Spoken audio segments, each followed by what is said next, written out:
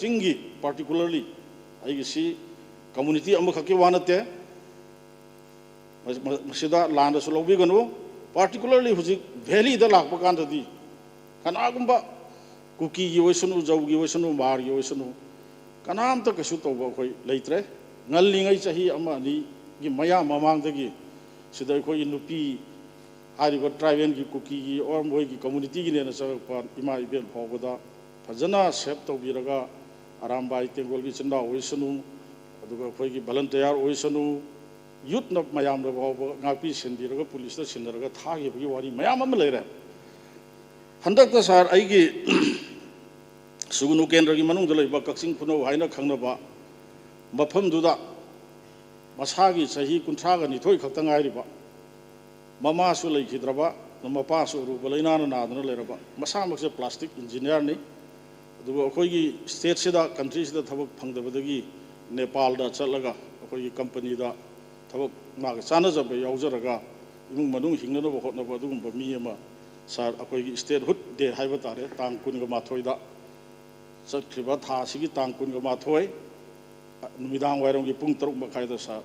फारगा सांगाना फाव चलोइदबा मवंगदा मयाम उबिरंगनी social media दा अंगांग दुना यामना अकीबगी मियेंग गलोइना मखुत लोनरगा अइबु हाटपिगनु हाइबगी मवंगदा तोबदु फावदा कापगा हाटकेबा सिगुमबसे सा मसी अखोइ पीस बोंगना बहनबदा सा मसी थिंगदबा यारोय चुमना चिन्ना लावबना यारोय सेंट्रल गवर्नमेंट खक्तन हाइरसु यारोय हुजिकती सार लाइबुक फबा हाइबबु चाही अमगी मतुंगदा मियामगी ओइबा गवर्नमेंट अमा honourable leader of the house I बरु ऑनरेबल श्री खेमचांदा लुसिंगबिदना तौरबनिना ngasiदी सार अखोई लॉ एंड ऑर्डर हाइबसे अखोई स्टेट की सब्जेक्ट नि पसी अखोई खरा तखाइ सा आइन न यादबा भेली दो ओइसनु चिंग दो ओइसनु आइन न यादबा दुगुंबा मखन कयागी अफबा पाइबा नोंमै पाक अखोई फागत से then mayam na illegal immigrant ni hairi base akoi khandok na botox hairi ba illegal immigrant sing se takthok se do ain na yada ba dum khulai pai ba sing se masi pharaga takhatlaga military crackdown toroga sar masi hek loidru ba khaidi manipur da shanti la oi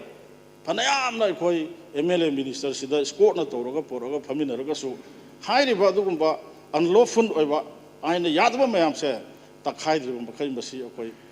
piece पोरक पंगमोय दुनो मसी तखाइ भाइबसे हंदक नौना हाइबताइ सही अमगी मतुंगदा lance इरांग सिगी सही ओंगी मतुंगदा हुजि election सही अम मुक्ता गाइसले मयामने हेन खंगबिरे election था अहुम बरी वालिङैदा मॉडर्न कोड ऑफ कंडक्ट लागनी 27 इलेक्शन नि फर्स्ट पार्ट अंगनबा मतमदा दुना सरकार सिना तौबदुरु सुम मतमसि यामना लेते लोसन जरकपदा अइन हाइजनिंग बसे ऑनरेबल चीफ मिनिस्टर ना थमोय सेंगना तौगने हाइबसे आई खांगी आई थागतपदी नचदबा मियोय बाहायबसे तौथोरकप थबकना खांगी वंगांग संगांगना खांगी हाइदना आई वाफम मबतन कोट तौजगे honourable chief minister Shri Khemchand से यामना नहा ओरिगेदा लोइना रक्त्रगसु खोई लेजिस्लेचर आइनदी खितंग हाना कारे काद्रिङै ममांगदा खोई सखंग माइखंगनबदी अदुम थेंद्रगा लाए कारब मतुंगदा खोई याम फजना करी सखंगनरे अनिसुबा बीजेपी की 0.2 दा honourable chief minister ngasi poibiri basina RD and PR haibatai royal development masung panchayat raj ki in-charge minister oiringai matamda aina ningsing badam badu subject to correction 2022 ki December ki tang 15 da royal development masung panchayat raj ki che do ingonda yaujari staff tongan ba grade ki officer yauna staff khoi 74 staff से लौना नबगी notice संबत थोय मसीगी notice से दिसंबर की तांग 15 नि अदुगा दिसंबर की थादु की तांग 15 दा मरी लेनबा department की ऑफिसर सिंह तौरगा अयुक्तगी डीपीसी तौरगा करिगुमा मखन मत की करप्शन तौनबगी तंजा पीदना पुलप 74 से हाइदोखी से हाइजन बनते सा अदुना ऑनरेबल मिनिस्टर मतमदुदा RD and PR मिनिस्टर ओरिङैदा 74 पोस्ट लोब कांदा करिगुमा मखनी करप्शन अमत तौदना नुमितुगी अयु अंगनबदा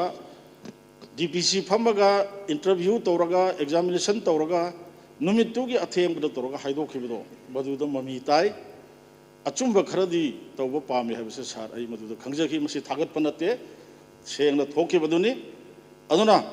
आई लोसनजबदा honourable chief minister Shri Y Khemchand मिंग पंजरे ये मरुप थमजनिंगबसे इशू से लोसनब होनबदा अखोई लीडर न सुहाइबिग्रे प्लीज इनवाइट अस अखोई सु इनवाइट तौबिरो अखोई ओपोजिशन लोजरगसु करीमत तौब ngमद्रगसु अखोई लैजरिबा एक्सपीरियंस सेंगना हारब कांदा आई मांगदा ngangbiriba ऑनरेबल हानगी former chief minister Okram Ibobi आई यामबा मणिपुर की लूरब तांका कयादा चाही 35 चीफ मिनिस्टर ओरगे इशू कया लोसनबदा प्रजा से यारिब मखै सो अंदर लोसनखिबा आइना हाइजन बनते सिगुंबा एक्सपीरियंस लैरबा दंगांजरिबा ई सामक्सु ऑनरेबल मतमदुगी चीफ मिनिस्टर की याम इबोबेगी मतुंग इंजरगा अखोई अहिंग नुदिन खंगदना इशू कया लोसनबदा सरु याजरबा येनाव मेघचंद्र नहा ओइना दगी आइगी नाव लोकेश्वर हाना फॉर्मर स्पीकर इचानुपा सूर्य कुमार आई अखोई मंगा मसिंगबुदी यामजदे अदुबु इशूदा मियामगी ओइबा थौदो वातो अवाना ताबदा अखोई ओपोजिशन रूलिंग खाइदना अखोइबु इनवाइट तौबिरो अखोइबु कौबिरो अदु मोइसिना ओपोजिशन की एमएलए नि अखोई रूलिंग द यावदे हाइदना इनथोकबिबो तौबिगनु इशू से लोसनबो होनबदा अखोई इलेक्शन थेंगमिनस माई मागी अपाम्बो दोंदा बतोबदबु ngasi manipur prajana wadana leiriba khwaidagi hena waribase idp sing gi marakta wakhal leina oiraktana masa matomda suicide tawba adagi layeng mamda sibum bhayam ma leikra ai hanjan jaroroi issue si loina na honabada honorable chief minister na khoi busu anytime ahing khangde nuding khangde tawbiro aduga issue si losanna honabada khoi su thamoi sengna khoi angamba pangjage ngangjari bai samaki kendra se manipur pumba lan hor kanda area dugi adjoining area da leiba naga gi kuki gi maitai gi amadi mayam se pullaga ai samuna chairman orga numi kunga mangari ni kunga mari ni nga ki bagi wari mayam tabinongani hanjan basu sahi dugi tha amani matungda hanjan da hujiksu lei kuki gi chinnaw sing adum hujik telephone da faunai shanti yamna pami moi irang selo senani du aina ngasai hariba unlawful oiba dugumba miyoising aduna tawbani sima niroi loibada akhoi yamna nungai tobase akhoi manga khatani karis karigumba thabak macha ama tawbudusu opposition ne he khuzuru muzuru tawba dagi ruling party ni haidana hoi party gi su khanbiyo adu hekta namja nam thekta tawbugi system se sima tangdi honorable chief minister ai agas house gi through da yamna gentle oiba yamna thamoi chawa mini ai khangi aduna madum matangdi tawbiganu aduga any issue da khoi busu invite tawbiro khoi fully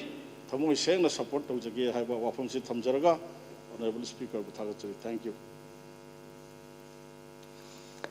honorable speaker sir yeah tawbido so nan okay honorable leader of house na kanogi honorable opposition hana hayan biro thank you Mr. Speaker sir confidence motion asida aisu wahi amani dan thamsage thank you sir akhoi si manipur se as a whole yamna ware me gitang ahum 2023 dagi ngasi phawbada khoi niana tadri sen thumgi phibam chu yamna ware mi khudingmaki senmit lon jamna ware amasung maruina akhoi gi huzik phong sariba idp sing phibam yam chatna lei karigumba kanda sir akhoi na relief camp da chatpa kanda kamada family mari manga leiraga hingi bisi yam ware aduna akhoi in general senthungi phipam suogasu relief camp da leiriba mayam singsidi adugi matik haningai leitana wakhre aduna sahi ahum mukse sir law and order si pura laikhidre haibasimadi it is very clear aduna anoba sarkar ama lakpasida ꯑꯩꯈꯣꯏꯅ ꯀꯔꯤ concrete plan road map ꯑꯃ ꯃꯤꯌꯥꯝꯗ ꯄꯤꯒꯗꯒꯦ ꯑꯃꯁꯨꯡ ꯃꯌꯥꯝꯁꯤ ꯄꯨꯟꯅ ꯂꯦꯖꯤꯁꯂꯦꯆꯔꯁ ꯃꯌꯥꯝꯁꯤꯡꯁꯤꯁꯨ ꯂꯣꯏꯅ ꯁꯔꯨꯛ ꯌꯥꯔꯒ ꯀꯔꯝꯍꯥꯏꯅ ꯁꯦꯇꯜꯃꯦꯟꯠ ꯑꯃ ꯄꯨꯔꯛꯀꯗꯒꯦ ꯍꯥꯏꯕꯁꯤ ꯑꯆꯧꯕ ꯋꯥꯐꯝ ꯑꯣꯏꯔꯤ ꯂꯣꯏꯅꯅ ꯁꯔ ꯍꯧꯖꯤꯛ ꯁꯔꯀꯥꯔ ꯂꯩꯔꯤꯉꯩ ꯄ꯭ꯔꯦꯁꯤꯗꯦꯟꯠ ꯔꯨꯜ ꯂꯥꯛꯇ꯭ꯔꯤꯉꯩꯒꯤ ꯃꯃꯥꯡꯗ 13th February 2025 सिगी ममांगदा लॉ एंड ऑर्डर की सी अदुकी मतिक मिपुम खुदिमक लोइन एसपी लोइन डीजीपी गुम एक तौरे अदुना अखोई सी इवन अखोई लेजिस्लेचर खुदिमक पक माइदा अखोई काली टेशनबा अदगी रिप्रेजेंटेटिव हुंफुसी अदुकी मतिक इदत सोकपा मैम अमा सरकार अमा लेना लेना अखोई सी लोइन थेंगनखरे अदुगी मथक्ता मियोई कयागी पुंसी सीगरे अदगी हौजिक 60,000 रिलीफ कैम्प दे रिलीफ कैम्प द लेरिबसिसु मसी अइना मफम मफम रिलीफ कैम्प द चटपकांदा रिलीफ कैम्प की प्रीफेब हाउसिंग साबगी पैसा सेंक्शन तौरखरे हाई सेंक्शन तौरकांदा मेटेरियल दो पोरागा रिलीफ कैम्प अखोई कम्प्लेक्स तारग ले मसी सरकार अमल लेना रिलीफ कैम्प दा लेइबा अदुगा अखोई हाउसिंग अनोब स्कीम सारगा पीबदु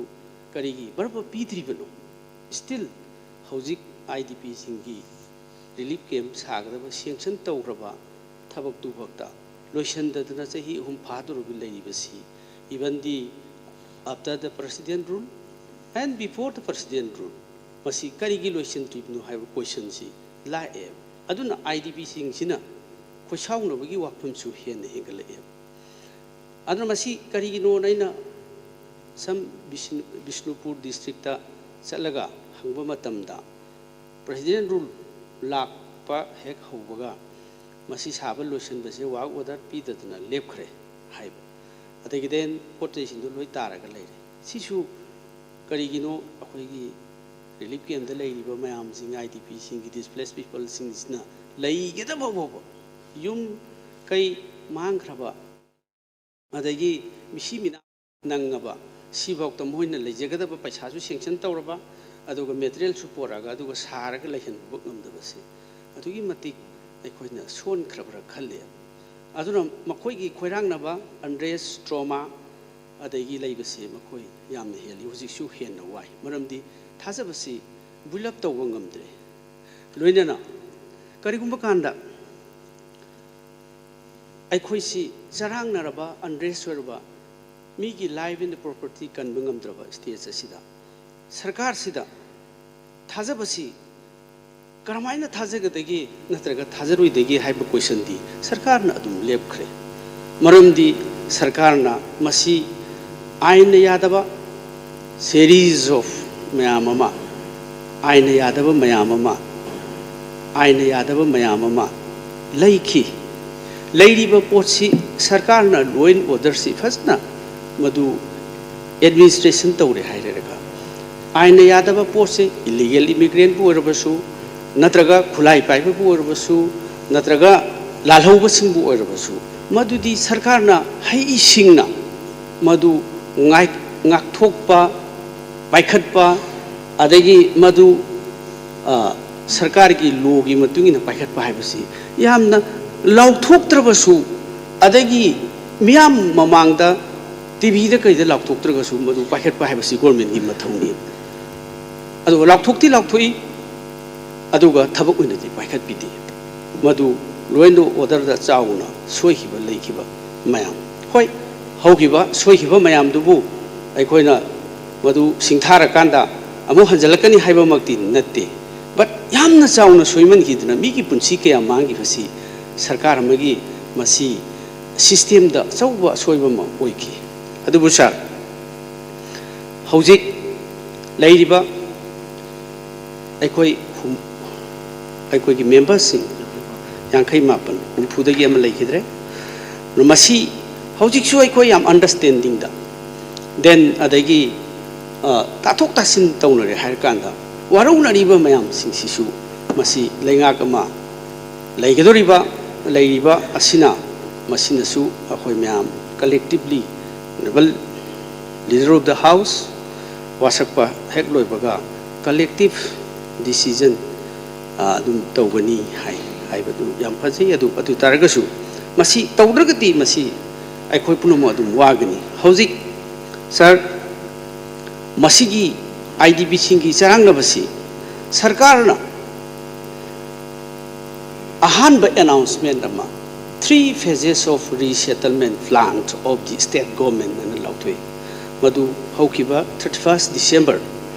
2025 fakta 3 phases of resettlement plan si sarkar na lautoi hairiba 3 set phases se masi su paikhat phangam khidre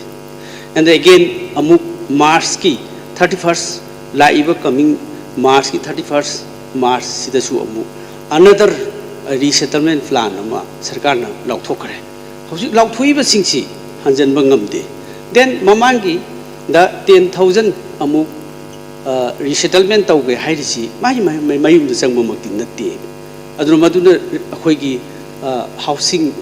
kun sarba jaga sing du thamba su lauri aduna di sir hanjan na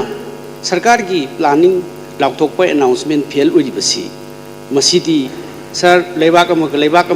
खन्नब वारमक सुनते अदो मसी सरकार की असोइबसी even the president rule and also before the president rule सरकार की popular government लेरिंगैद अदुम हंजन सोइबसीना थाजबसी मियामना सरकार अमा लई अदगी रिप्रेजेंटेटिव एमएलए सिंग सेम सरकार अमा लई हाइबसी अखोइसी यामना जोकर अदगी अखोइसी मीना सोशल मीडिया से डिजिटल वाल असिददी हेक्ता निंग से थागलप मयाम हिंगसिदा अखोइसी यामना जोकरे अदना अखोइगी डिग्निटी अखोइगी हंधरे मसी लेंगाक असि ना सोइबदेगी अखोइगी डेमोक्रेसी अंडरमाइन तवे डेमोक्रेसी की वैल्यू लेहंद्रे देन इलेक्टेड रिप्रेजेंटेटिव की डिग्निटी अखोइगी स्टेटस हंदहले मसी एमएलए पुनमक्से मसी युमदा मई थाने जंग कनागुंबा युम खरदी मई थाखरे कनागुंबा युम खरदी तोइखरे अदगी मियामगी मिहुटनी हाइदना कारगा युमबै थादोकपा मसी अखोइगी डिग्निटी सी अखोइगी इज्जत से कराइदनो हाइबसी अखोइगी लेकाइदा केंद्रदा यामना सोकरे मसी अमुक्ता थोखिद्रि इंडिया की मफम स्टेट खुदिमुक्ता सु थोखिद्रि मणिपुर ना हनबनी अदुना दि सर मसी पुनमक्से सरकार असिगी responsibility and accountability ni haibasimidi masi it cannot be escaped sir masi nangthokpa su ya roi sir aduna sir hauji aikoina leiribasi sarkar gi scheme laibasi parjada yaudre haibasu koi khangi department sing pukchen singdi haibasu khangi but aikoi kana da hairu durin paikhat pigidaba head of the department, head of the government, masih na paikhat pidra matam da, ay kung na laudi ba kholaw si di press ta law ba khakta ngai ri, ay kung gi kholaw si di malang da dum zat khre, maram di paikhat pidra ba responsibility accountability do, madu response to bi raktra gadi, ay kung kari to godori bu, aduna ay kung na laura ga, masai power pai ba सरकार की machineries ma'am उसिद पीदब थवई पीदब democracy की value दुदी लेत्रे हाइबसिमदी तसेंगी इट इज वेरी क्लियर लोइना सर सरकार की मकोक थोंबा होम डिपार्टमेंट की leader chief minister of Manipur अमदी governor of Manipur honourable governor of Manipur ma'am सिंगना मसी फजन संविधान से भारत की लो अखोई की लेंगा सिंगना इन दबसे मसी लाइबक थीबनी अदुन मसी इन बाहाय बसी तंगाई फदब लई sir ngasi ai political science की छात्र money अइन तमजरकपदा ai constitution yam पामजे अदुगी मथकता constitution haibasidi lairikta constitution si lawrakpa natraga lawraktaba mipum khudimaki every citizen of India masi khangtaba yadaba amni sir aina thamjaningi ai tension jage aina sum yengjarakpada sir haukhaba laibak thiba kaya thokre then irang kaya mayam leiri hojiksu aikhoi mayam singsi settlement santi poroknabo honabada aikhoi punamaki madugi thodang dugi damakta lepi sir aikhoi madugi damakta we stand for the justice, we stand for the people of Manipur sir loina na sir haukiba 6th session si 12 August 2024 da loihi hojik paikhali basi 7th session ni sir aina masigi matangda thami 7th session si gidamak 7th session taunap gidamak president rule leitringai da 10 February da shaman notice member kudimakta pikiba lai madu 2025 ki 10 February da taunanaba shaman ekoida laki laibak thibadi sir honorable governor na president rule tang 36 da laukthoktrigai da tang 8 da shaman adu member sing da piba shaman adu madu revoke tore aduga order amathoi madu order adu null and void haidna laukthoi madugi order du constitution da piba aikoi gi law gi matung in di sar madu laukthokhiba honorable governor na laukthokhiba order do madu null and void ni laukthokhiba du I should say it is illegal and unconstitutional sir maramdi saigi governor order governor honorable governor na magi kari power da laukthokhibono haibdugi still akoi gi law se paba matamda kangauna ba legi sir loina na madugi 7th session hoji kaurei bese madugi piriba 174 clause 1 da piriba madugi tha taruk sigi gap leitabida saman si session ama last session and the next session ji kaugadabani haidana 174 sigi 174 clause 1 da yam clear way the constitution the e aduna maram warkanda 7th session ji masi tang tara da kaubagi lepubado madu hendokraga tang 19 da president rule lakibase madugi gap to hendokibna maram warkanda maram asina akogi session makha amuko baibasi masi aranba akogi logi mayokta leba amani maram thamjani sir masigi session chathari basimak law 174 clause 1 du yengurgadi aikoina chathari ba session simak masi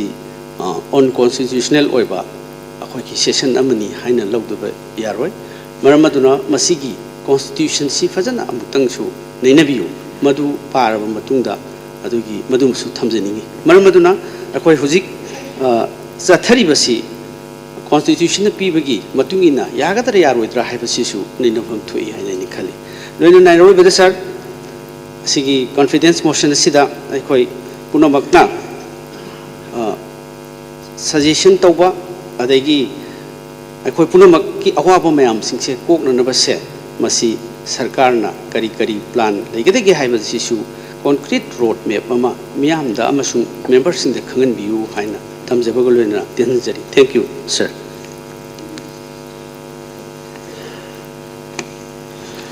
Honorable Speaker sir I dangna tension ri ya tension lage matam jo pung tare ta do min hum ngare minute taruk tek tang lobjege thank you sigi motion thanks for confidence motion koi gi sida koi ya khangjau da bai tare adubu sitai participate to phangjaba sida mai honorable speaker puthagajari nauna Shemba Sarkar after PR mipung khudi bana ngai duna leiraba sarkar amla di phani na mipung khudi ma A to Z all party pudab khaina da haitare dung sidi lai ꯉꯁꯥꯏꯒꯤ honourable ꯂꯤꯗꯔꯁꯅ ꯍꯥꯏꯕ ꯑꯩꯈꯣꯏꯒꯤ ꯁꯦꯜꯕꯤ ꯂꯤꯗꯔꯅ ꯍꯥꯏꯕꯤꯈꯤꯕꯗꯣ ꯍꯥꯟꯅ confidence ꯃꯣꯁꯟꯁꯦ ꯁꯔꯀꯥꯔꯁꯤ ꯂꯩꯔꯦ ꯍꯥꯏꯔꯀꯥꯟꯗ ꯉꯁꯥꯏꯒꯤ governor ꯑꯦꯗ꯭ꯔꯦꯁꯇ ꯇꯧꯕꯤꯔꯝꯕꯒꯗꯤ ꯍꯦꯟꯅ ꯐꯒꯗꯧꯅꯤ ꯍꯥꯏꯕꯁꯦ ꯑꯩ ꯆꯨꯝꯃꯦꯅ ꯈꯟꯖꯩ ꯑꯗꯨꯕꯨ ꯄꯥꯁ ꯏꯁ ꯄꯥꯁ ꯍꯧꯔꯦ ꯃꯇꯨꯡꯗ ꯑꯃꯨꯛ ꯇꯧꯗꯅꯕ ꯍꯥꯏꯗꯨꯅ ꯑꯩ ꯊ꯭ꯔꯨ ꯑꯥꯒꯁꯠ ꯍꯥꯎꯁ ꯑꯩ ꯅꯤꯡꯁꯤꯡꯖꯔꯤ ꯑꯗꯨꯒ ꯑꯩ ꯏꯁꯥꯃꯛ victim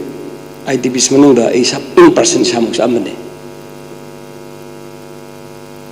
ay na handak da wasang lubi ba honorable haji house si leader lubi ba igi yamba ni wala banner kemchan sungsoi soi dana mayam na thajaba laibiri ba kunung si thawai na pangthok birakani habigi ay sana thamjaba hajib tare Number 1, through Honorable Speaker, through the Honorable Leader of House, I will change the Vitare. Hanbadana, I know, Honorable Leader of House, I say, how all the King Humpusigi, Leader of House, ni, Sing Tam Kaidana, Constituency Humpusigi, Chief Minister ni, State Sigi Mapi Pani, Aduna, Hanbada, how Cookie snouting on a member sing 100% go view. Carino, Kogi, opposition side again, Queen Carino Matang Pang by Pangjage, like Park say, Imali Park Manipur say, Community Martinati, Yellow me, Punimaki, like Pangni, State ni, Aduna, State Sigi, Masagi, Jabizat Kaidana, Constitution Humpuzigi, leader ni, Constitution Humpuzigi, Chief Minister ni, Maramaduna. Asagi koigi sida visual da to wi hojing muthak khaba male sun ubirang bani ai onama members ai khut jo to hajari se 100% koi agas house se koi yaung na raga ne laipa ngak pasi da koi panamaki responsibility longmin si aduga ini sigi sida da ini consequence lak pase koi nong paibiri ba house si leader da ina appeal to jini se all members tara adu lak pa kan ne Makoida kari difficulties lay se. Oina handak session sang khangdo pir matungda. Masida illegal weba laga di hating tukne tau khotok taraga di mado speaking odarama jingda jungare tam jungare hek tawam matam mado sagi council minister ngomdeng house da bill lama pass to thogana any community chapajda any district tropa CSO wagera illegal migrants वगैरह नित्रगा unlawful activists कोई खुलाई पाबा आईने या दब खुलाई पाबा music वगैरह मदा to be hang hidden ना नसागी कोई legislation तोरगा तो वो रग देदी हन्ने ने निकाले तांपाक तो सोचनो चिंग तो सोचनो मसी कक्तंग दी नसे सब आना बाकोई MLA खुंफुज सब मन लेमिन रगना सगी तौरगदी सुंसोइदन प्रजाना होगी पामेबा सही मत सुंगारे सुंसोइदन पीस लागने न खल्लेबे लेसे कोगी ओनबल अनोबा लीडर ऑफ हाउस सिन लाकपसि तौरन खनबेसे मसि माइना थाबन पंगतो ओइने न खल्ले अदुना इना through august house honourable speaker through the हाइजेनिंग बसे on the members of the कोगी कोकी कम्युनिटी इसनाउ थुन लेबि बिसिंगनसु ngarang chu nan kogi basak loboda moi ahum mari ubuda kayam nungaije an koi deputy selbin haiba dugumna adunga si yaw tabda koi tamo khoni si hani former CM ga sori sanaba kan kai nunga si lakte na kai dorobno khangde ne na koi tamo habirak bani adu soina lakene ju khale lakpiu adar moi lakpadane disturb to any communities dundo madumdi ba jat bijat khaidana madumdi ya dem to khangan ba lona others koi ngapangami sarkar ma lebi du थाउना लिंग पुथोपीर तब पीसे खाउदन लाखने hymen hymen मथोइन खली सोना लाखने थाउना लिंग फुदोपीयू से example तौद हाथकनी तौर social media लाथोई ma'am से IT एक की मखाद एनी कोई थी थीरगबको मधु तब कानने हल्लग चखीगनी मधु हंदब यार सोइन हंगनी अनिसुबदा कोई whole jati pun macam ni lepas national highways PR macam hangbiram dre adu koi nongna CM beri ba koi house si leader beri sidi whole jati pun makna लोना कॉन्फिडेंस थाजबीबा ट्रस्ट तौबीबनिना एनी अहम हाइजे नोंजरा तौसी कोई पुनुमसु हाइजेगे कोई लोइदा खंगजे तिनजे अदुना सिगी लंबी से तंगाई फदनने हांगना होनबा मतमदा करिगुंबा कोई opposition की MLA मंगा सिगी एनी दरकार लेबा ओरगदिने कोई ऑनरेबल लीडर ऑफ हाउस कोई सेल्फी लीडर हाइजेगे अदो कोई सरुक यामना सी एनी दरकार लेबदो दुम कोऑपरेशन पिजेगे हन कंस्ट्रक्टिव रोल कोई तौजे ना इसी मत थमजेगे मसिमदंग तौदगदी मसागी वारे से मैते कम्युनिटी के सगनते एज होल जाति पुनम कम्युनिटी पुनम से वाबनी कनो ममन खांगतांग थल पुनम तो चामिना बने पुनम थंगिना बने ना हाइबा नेशनल हाईवे हनबदा हाइदी मई थाल पुलब थाया देना खजी थारा मई पुलब थादोपा दुम फौ खाव खजी खावरा लोइसलिदना सुमाय तौना हन फर्स्ट टारगेट से मसिमतंग ए थ्रू अगस्त हाउस से ऑनरेबल स्पीकर थ्रू दा ऑनरेबल लीडर हाउस पुनम जिंगजरागा सुम सोय जदर मसिमतंग दि विदिन टाइम लिमिट में तौरगना मत हांगदोंना बसे खुद पुनम होनमिना सी पुलब चलिसु चसी सिरे सी चंग चंग मी पारा पंगतौ तो या पोंते सिबा इसी नोंगरी सी डॉलर पोनी मसी खोगी स्टेट से खोगी जेलौ मी पुनम की स्टेट नि इमा लेपाक नि हेबसे मसी कतंग दि काउबिदना नाबा मतु काउखिबा लेरसु काउदना नाबा ऑनरेबल लीडर ऑफ हाउस न मचुंदंग तौबियु अदुगा खोई अंगंबा कंस्ट्रक्टिव रोल दो खोई तुम तौजेगे अदो करिगुंबा एनी दरकार लेबोरगसु हाइबिरक्तना खुपिरक्तना खोगी मरमदि कनेबु मसागी केंद्र हुमफुजिगी ऑनरेबल मेंबर्स पुनमकी लीडर ऑफ हाउस बिबनी चीफ मिनिस्टर बिबनी स्टेट सिगी मापी पानिना ए सोइशन तौब्रिकने खली अदुगा अमना अखोगी आई सामक्सेगी खुनाउं केंद्र सिसु व्यक्तिम ममा ओइ लरिबा सामक्से ओरिबनी हानबदा आईडीबी सिंह जुमना संगनबसी मसी गाक्तंग दिने नंबर 1 फर्स्ट प्रायोरिटी दना होनबदा मधुर संगदबा मसाक सिंदो संगबदा एनी दरकार लेबा ऑल मेंबर्स सिंह दरकार लेबुसने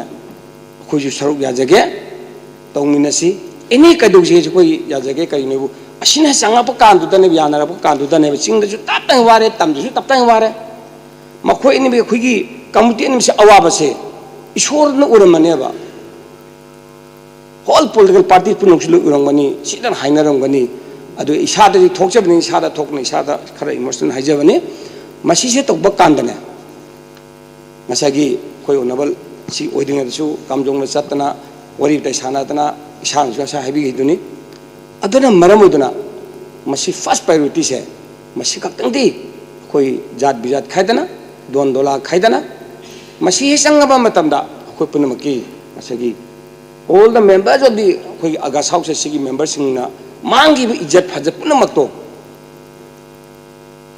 आईडी सोशल हंगलकनी खाली मसीना हेक इज्जत से हंगलकतबा मतमदना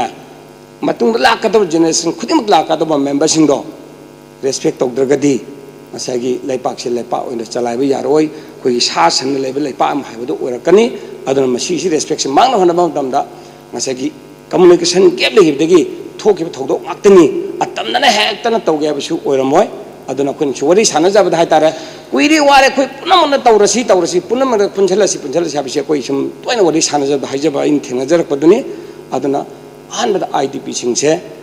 मसी अगस्त हाउस सिगी लीडर ओबरिबा एगियाम्बा अदुगा पुंकुनमसु मसागी कोई तमो रंजिन हाबिगिबदो असेंबली दा लिंग मतमसु दुम तौबिरमी अदुगा ए सिमदि तौरगना कोई वा ngang Jat Sana ngang but लोइसंगी सुमाइन तौदुना Harib हमजी लेरिब issue जे असिजोबको सोजन टेंहंगिने न खजा भाजब तारे नंबिबो ओइबियो अदुगा सोरिन तौरकने न खंजै अदुगा अरोइबदा लोइनो दस ngakpadana इसाद इंस्टिंग में याउगिरगा सो हम्बल सजेशन को हाइजबसे अदुगा थांगनाल लेपा की दमदि सोना पिरक पाइबु ngasi स्टेट सिगी केंद्र मुसिगी मपी पावर तंबिरा अबनिना मसिमतंग तौबिरमगे को लेपाक सी इन तपपुरक के हाइबि खलदो अइना सुमुदा इसाद याउयबसि उजरकपदगी आई पंजाबय वानी सोइनसु तौबेकने खनबनिना मसी तौनो हनबा मतमना सिगलतदी कौविदन हाना नंबर 1 आईडीपी सिंग चंगबदा तांगाई फदना से एग्जांपल युम कई साननबा हाना कोई हानगी सरकार लेमदसु तौरुम मयामदो अमुक्सुं पाक्थली अमुक्सुं हापचली सिगुम्बा नुंगाइतबा मयाम अमदि IDP सिंग नंबर 1 फर्स्ट प्रायोरिटी पीबा नत्रगदि मसिन मरम ओरकाना मी लिसिंग कयागी अंगांग सिंजो लेलिसु तम अमदि सोलकपनिना मसगी सुइसाइड मयाम तौखलकपा अदुइसु मतकता अदुन मरम ओरकाना मोइ सितु खलकपा मतमदा नहा इंखल नहा मयाम सिगी एजुकेशन सेक्शन वालकपा नाति चारकतबा अदगी करियानी कितंग चलसु नुंदांग योखलकदा फागिरा पुनगिदा रेंसम तालकदा खोलकता बि मी पाइन बन मरम ओरा मामा पासिना अंगांग सि ट्यूशन थाबा कॉलेज तम थाबा को मैक्सिमम चतना होनकपसे मसी कोन बिर हारगा थाइन लरंबा कंगैप इमा लेपाक मणिपुर जाति पुनमकी कम्युनिटीज पुनमक जेलोंगी पुनमकी इमा लेपाक मणिपुर बिरंबदो 2023 मे 3 दगी थुगाइनबा सिंकोप सानबा होनरको मयामदो झरप सरम मयाम से मसी पुनमक लौथोकन हानगी अमतोन ले बिरंबदो मसी लाकपा ऑनरेबल हाउस सी लीडर बिरसिना पुरकपो बिरसनो अदोगा थौना लिंजेल लेना जात बिजात खायदना एजेस मिनिस्टर मन केंद्र फुसिगी मपी मपा मनी मक ओबिरमनिना सिदा ओपोजिशन मिनिस्टर रुलिंगिनी लोकेशन जगह दे दरकार लेते अदगी अदु जगह दे दरकार ले हैबगी थुम नमक थादोक पिरगने लाइपाक ngakpada amatoina ngakpi ni habigi thajadna maram hodana honorable speaker through the harebo member tarado du kaktang di khoi myamna message thajira kai du sige aduga sida lakpat aina sum khanba jabda di tampak tadi kana karmi sisho matana changakpa yaroi changaga hatkani tukun habi achibal social media da tadi aduna through agas house honorable speaker through the honorable cs punam appeal tak janingi sisu honorable leader of house na all cs punam singje kobiraga every club mera pa sumna kobiraga si lakpa matana kari amta tawba yaroi tawraga di si ain je si tawgani habado kobiraga amtang tawbiraga na moi sagi kar hatarane ngasi bokta ini suja khoi airport yam thengnai ai samakta ngati sabne thengnai dum kasu kanam ta kai haite dum kuki chapa mayam yawi maite chapa mayam yaw kasu kainda haina de aduga tampak sidadi so far my di subject to correction sheso singna natraga ini natai jada ba angang sin khangda dajin khangde social media ren khangde tampak ta la de hakin tukune be se asik tu dogin fitin helak podigi di ko amata tadre ado taragadi ainje lei sarkar ma lei habese masi khanbiragana asagi hal onamba member singje kaubiraga house da patana school li satnanaba honabada chawba taktang view haidana oi khaji hajaraga masagi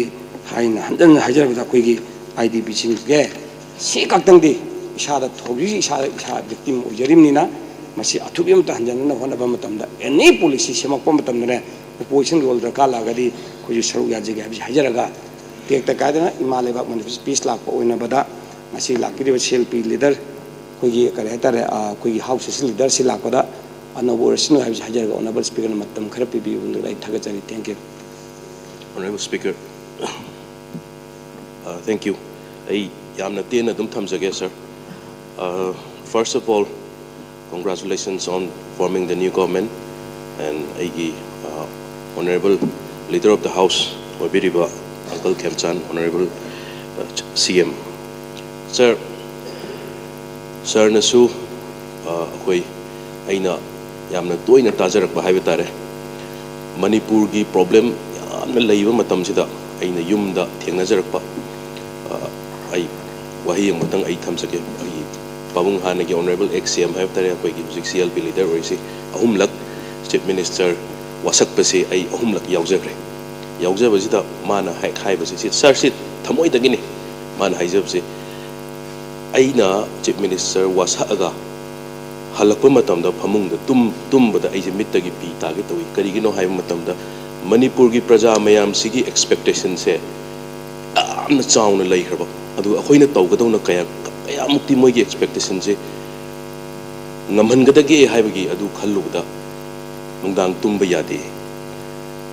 Chief Minister oibagi wasaga lakumatam vote karaga lakumatam da oiba manadi oigiba vote kaba manadi kagiba kadaba manadi mayumda thamoi kaidra leidurni bo aduna noina si mapanda langiba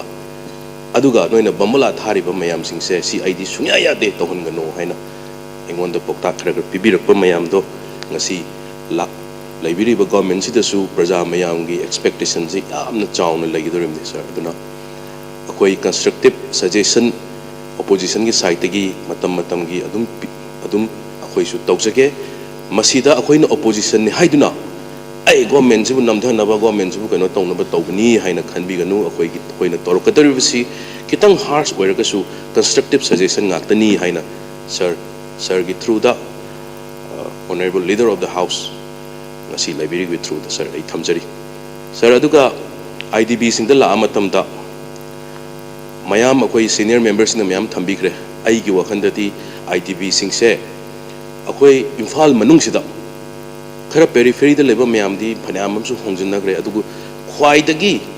phabadi khwai dagi step ama ai gi side dagi local haning badi government sida imphal manung da husik leiba yari ba jaga area sing sida army na nikhangde central force nikhangde pura cordon tohon biro then who is willing to come back kuki chenau sing marak tagi laksage haiba mi sing se leiba yaba building sing se masa masai building sing se sir namda nang tang lehen se ba aduga akoi gi som nakan site gi su more khangde chorachatpur khangde maru aina maitei chelinaw sing akoi gi relief camp da leiba more gi chorachatpur gi myam sing se moi da hangbiyo akoi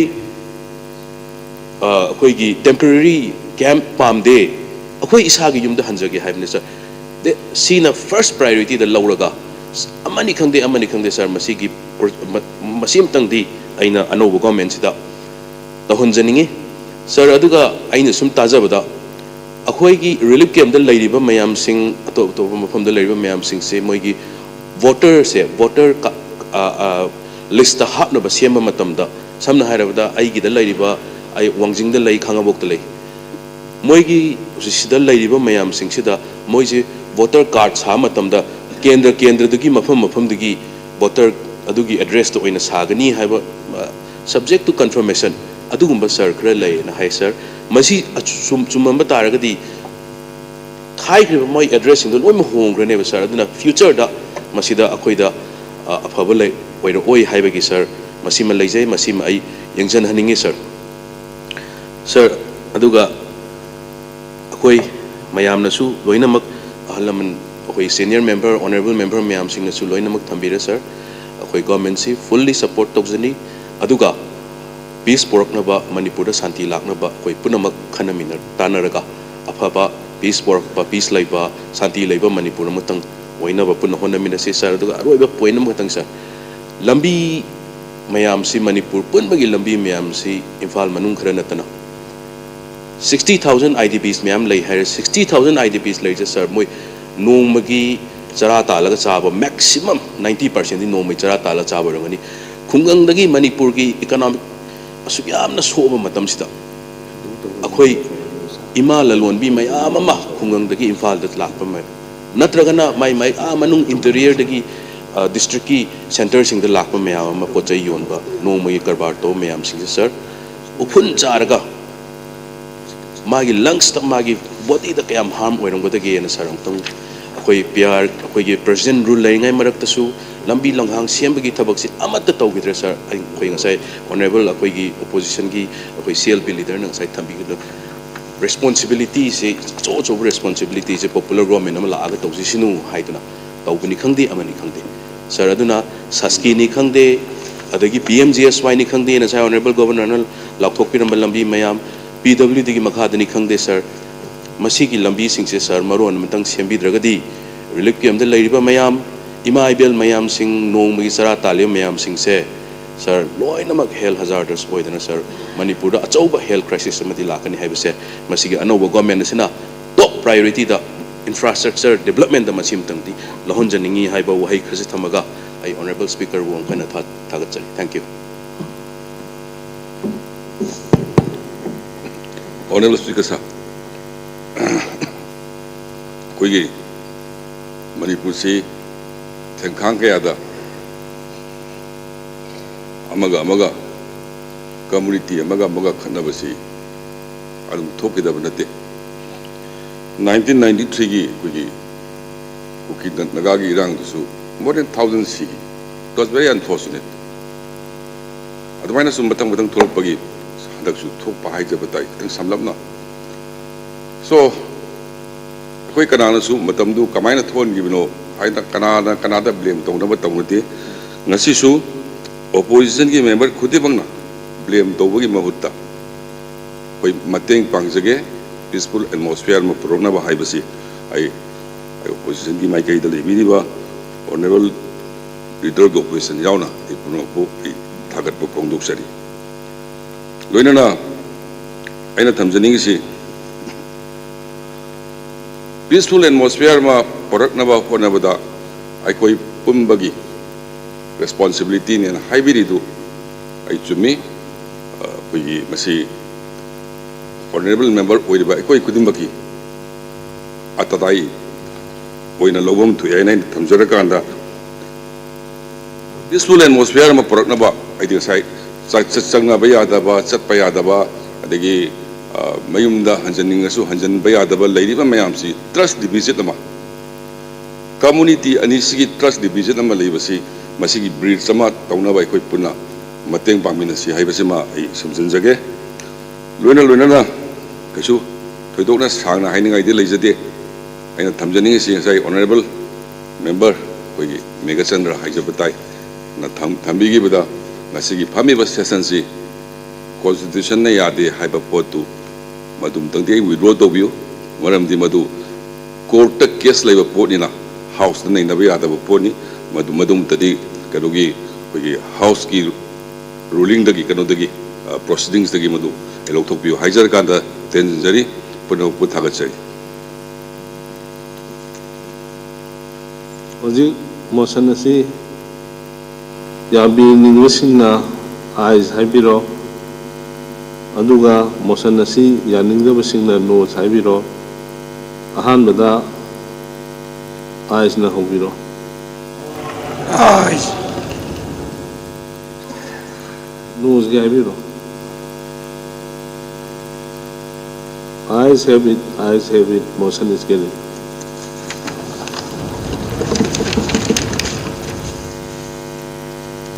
Ngasigi tarani thoi suba Vidhan Sabha ki tare cho mifam asi pham na hona bada maru ina treasury amadi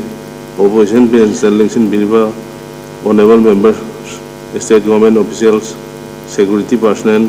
assembly officials amadi media ki silna using pun mapu thagat pa hondok chari honorable governor of Manipur na samon tawduna no mo ina pangdi ba mifam asida addressed by the governor. Motion of thanks to the governor address, presentation of 9 report of Business Advisory Committee 2026, motion of confidence. Session nasi losilapa galoinana, the 7th session of Pure Manipur Legislative Assembly is adjourned. Sineda.